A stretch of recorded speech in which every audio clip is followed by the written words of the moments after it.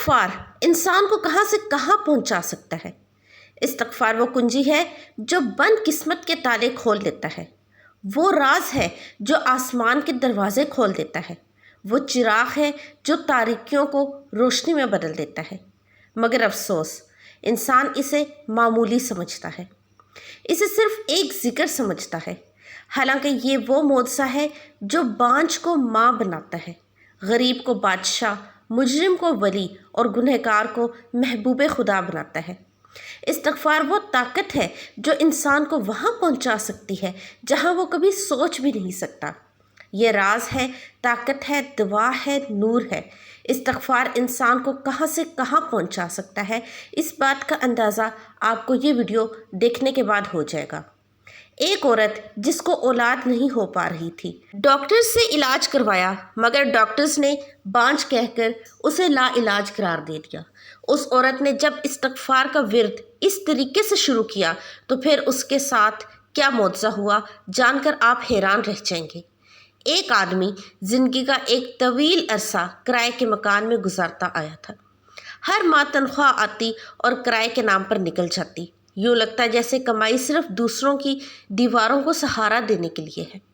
لیکن اس آدمی نے جب استغفار کا ورد شروع کیا تو پھر اس کے ساتھ کیا معجزہ ہوا، جان کر آپ حیران رہ جائیں گے۔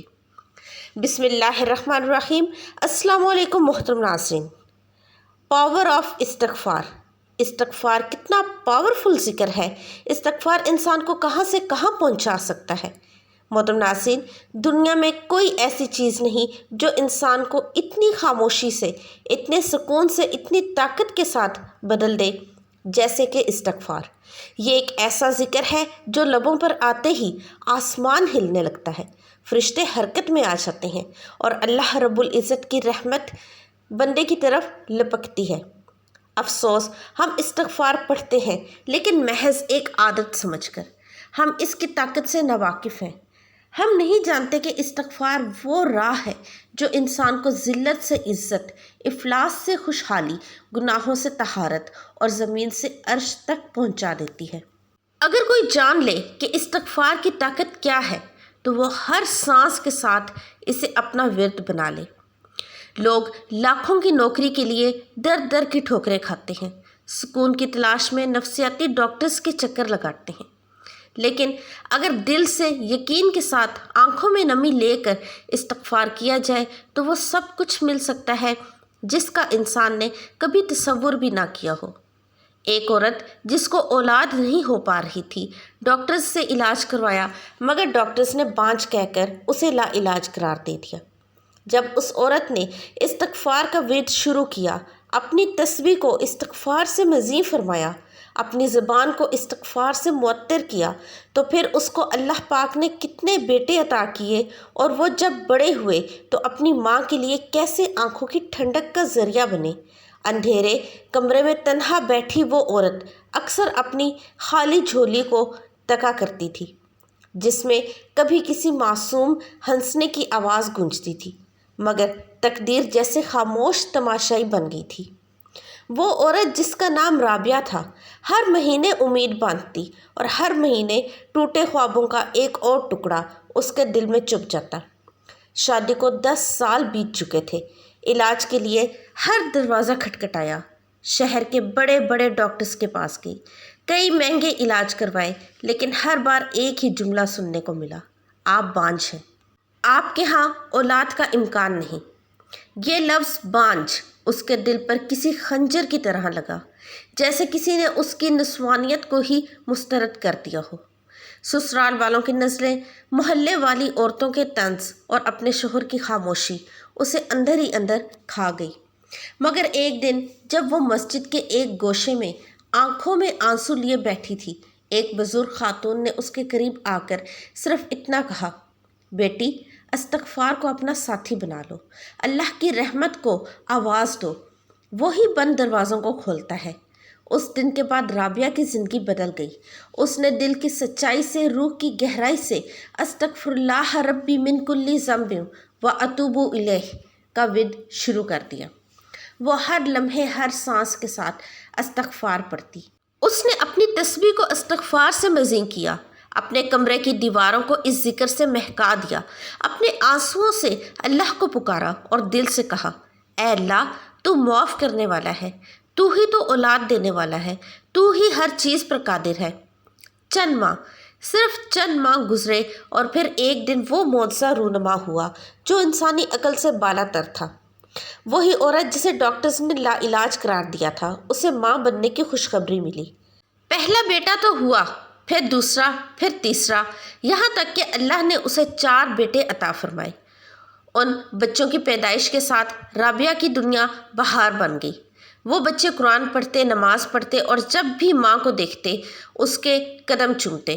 بڑے ہو کر وہ عالم بنے، ایک حافظ قرآن، دوسرا استاد دین، تیسرا مسجد کا خطیب اور چوتھا نیکی کے کاموں میں صدقہ جاریہ۔ رابعہ کی آنکھوں میں ہر روز خوشی کے آنسو ہوتے۔ وہ کہتی، اگر لوگوں کے دروازے بند ہو جائیں تو کیا ہوا، میرا رب تو ہر دروازہ کھولنے والا ہے۔ میں نے استغفار کو اپنایا اور اللہ نے میرے لیے وہ دروازے کھولے جن کا تصور بھی نہ تھا۔ یہ استغفار کی طاقت تھی، وہ استغفار جسے ہم معمولی سمجھتے ہیں، در حقیقت وہ آسمان سے تقدیر بدل کر زمین پر رحمت نازل کر دیتا ہے۔ ایک آدمی جس کا نام نعمان تھا، محنتی، باوقار، نیک طبع، مگر قسمت کے ہاتھوں پریشان۔ زندگی کا ایک طویل عرصہ وہ کرائے کے مکان میں گزارتا تھا۔ ہر ماہ تنخواہ آتی اور کرائے کے نام پر نکل جاتی۔ یوں لگتا جیسے کمائی صرف دوسروں کی دیواروں کو سہارا دینے کے لیے ہے۔ اس کا دل چاہتا تھا کہ اس کے بچے بھی کسی اپنے گھر میں بے خوف کھیلیں، وہ بھی اپنے دروازے پر نعمان منزل کی تختی لگائے، مگر حقیقت یہ تھی کہ تنگ دستی نے اس کے خوابوں پر اوس ڈال دی تھی۔ تنخواہ محدود، اخراجات بے حساب اور دل کی گہرائیوں میں ایک ایسی تمنا جو ہر دن سسک کر مر جاتی تھی۔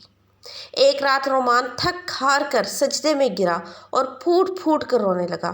وہ اپنے رب سے فریاد کرنے لگا، یا اللہ، میرا گھر کہاں ہے؟ میری دعائیں کب قبول ہوں گی؟ کب میرے بچے کرائے کے خوف سے آزاد ہوں گے؟ اس کی فریاد آسمان کو چیرتی ہوئی رب کے عرش تک پہنچی اور وہی رات اس کی زندگی کا نقطۂ آغاز بن گئی۔ اس رات کے بعد نعمان نے ایک فیصلہ کیا، ایسا فیصلہ جس نے اس کی قسمت بدل دی۔ اس نے استغفار کو اپنی زندگی کا حصہ بنا لیا۔ ہر سانس، ہر لمحہ، ہر گزرنے والی ساعت میں اس کی زبان پر ایک ہی ورد ہوتا، استغفر اللہ ربی من کل ذنب واتوب الیہ۔ اس نے اپنی صبحوں کا آغاز استغفار سے کرنا شروع کیا، اپنی راتوں کو اس ذکر سے معطر کر لیا۔ کام پر جاتے ہوئے، سوتے جاگتے، چلتے پھرتے، ہر وقت اس کی زبان پر استغفار ہوتا۔ لوگوں نے طنز کیا، بعض نے مذاق اڑایا، لیکن وہ جان چکا تھا کہ جب زمین کے تمام دروازے بند ہو جائیں تو آسمان والا دروازہ ضرور کھلتا ہے، اور وہ دروازہ استغفار سے کھلتا ہے۔ کچھ ہی مہینے گزرے تھے کہ وہ معجزات کا منظر دیکھنے لگا۔ اچانک اس کے کاروبار میں برکت آنے لگی۔ وہ چیزیں مہینوں میں جو چیزیں بکتی تھیں وہ دنوں میں بکنے لگیں۔ رشتہ داروں کی طرف سے بھی ایسی مالی مدد ملی جو کسی خواب سے کم نہ تھی۔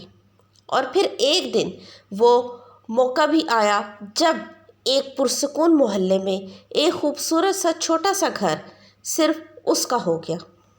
اس نے جب اپنے نام پر رجسٹری دیکھی تو اس کی آنکھوں میں آنسو چھلک پڑے۔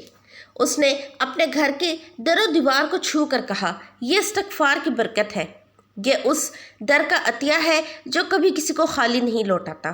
آج نعمان کے بچے اپنے آنگن میں کھیلتے ہیں، اس کی بیوی سکھ کا سانس لیتی ہے، اور وہ خود ہر آنے والے کو ایک ہی پیغام دیتا ہے، اگر تم اپنی تنگی کو وسعت میں بدلنا چاہتے ہو تو استغفار کو زندگی کا لباس بنا لو، کیونکہ استغفار بندے کو وہاں پہنچاتا ہے جہاں بندہ خود بھی کبھی سوچ نہیں سکتا۔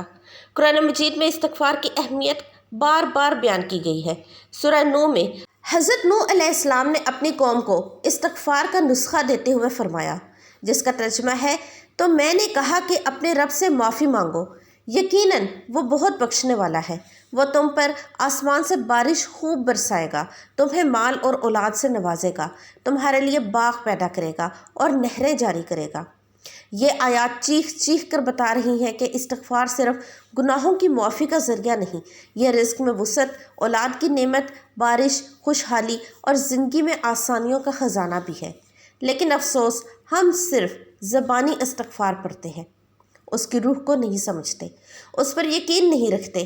حدیث نبوی صلی اللہ علیہ وسلم ہے، جو شخص استغفار کو اپنا معمول بنائے، اللہ تعالیٰ ہر غم سے اس کے لیے نجات کا راستہ نکال دیتا ہے، ہر تنگی سے خلاصی عطا فرماتا ہے، اور ایسے راستے سے رزق دیتا ہے جس کا وہ گمان بھی نہیں کرتا۔ یہ حدیث اپنے اندر پوری زندگی کا خلاصہ لیے ہوئے ہے۔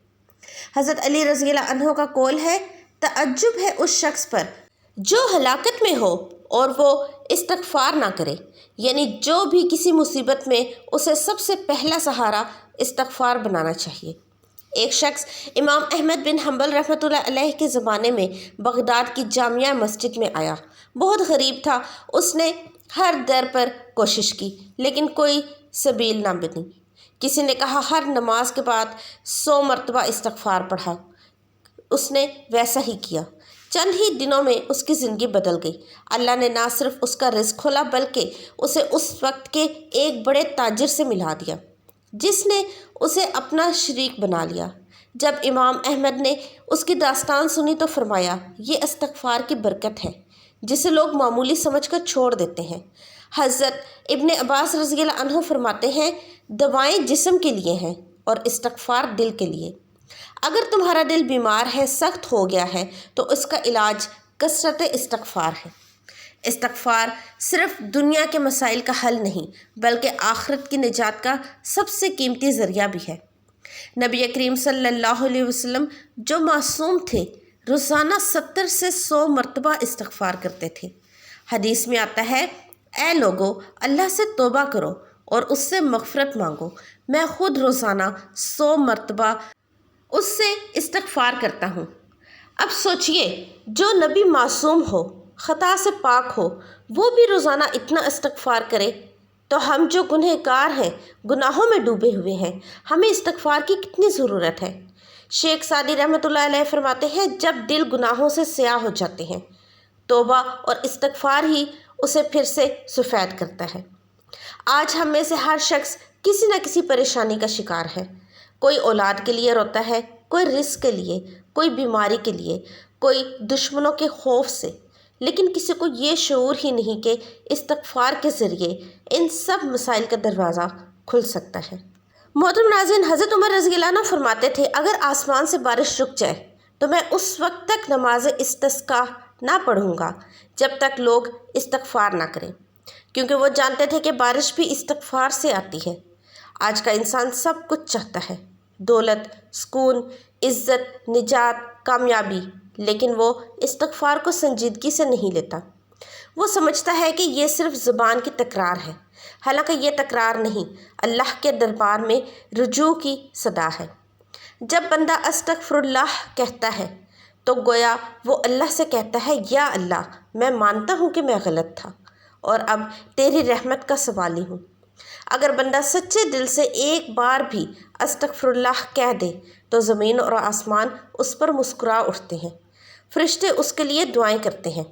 اللہ رب العزت فرماتا ہے، اور اللہ ان پر عذاب نازل نہیں کرے گا جب تک کہ وہ استغفار کرتے رہیں۔ یہ آیت اس بات کی ضمانت ہے کہ استغفار عذاب کو ٹال دیتا ہے، تو جو ذکر عذاب کو روک سکتا ہے، وہ رزق، سکون، عزت، ترقی، حتیٰ کہ جنت کو کیوں نہ کھول دے۔ استغفار نہ صرف ایک ذکر ہے بلکہ یہ ایک طاقتور دوا ہے جو روح کے زخموں کو بھی بھر دیتی ہے۔ یہ وہ روحانی وظیفہ ہے جو نا امیدی کو امید میں بدل دیتا ہے، تاریک کو نور اور فقیر کو غنی میں بدل دیتا ہے۔ مگر یہ سب کچھ تبھی ممکن ہے جب ہم استغفار کو محض الفاظ کی تکرار نہ سمجھیں بلکہ دل سے، یقین سے، عاجزی سے، ندامت کے ساتھ اللہ کے حضور پڑھیں۔